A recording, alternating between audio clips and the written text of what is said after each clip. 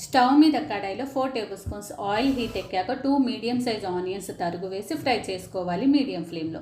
అవి colour మారాక 1 table spoon అల్లం వెల్లుల్లి పేస్ట్ వేసి సిమ్లో 2 మినిట్స్ ఫ్రై చేసుకుంటే సువాసన వెదజల్లుతుంది.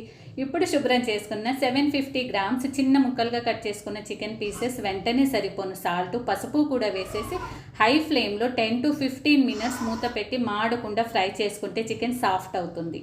ఈ టైంలో కారం, ధనియాల పొడి, జీలకర్ర పొడి యాడ్ చేసి సిమ్లో ఫ్రై చేసుకోవాలి 5 మినిట్స్. స్పైసెస్ వేసామంటే సిమ్లోనే ఫ్రై చేసుకోవాలి బిగులు. నెక్స్ట్ పెరుగు యాడ్ చేసి అది కూడా 5 మినిట్స్ ఫ్రై అయితే ఆయిల్ రిలీజ్ అవుతుంది. ఈ స్టేజ్లోనే గ్రేవీకి తగ్గ వాటరు, అందులోనే 2 పచ్చిమిర్చి, కొత్తిమీర వేసుకొని 5 మినిట్స్ మీడియంలో 5 మినిట్స్ సిమ్లో ఫ్రై చేసుకుంటే చికెన్ గ్రేవీ కర్రీ టేస్టీగా రెడీ. నాకైతే సూపర్ వచ్చింది. నచ్చిందా? అయితే బాయ్ బాయ్, శుక్రియా, శుభం.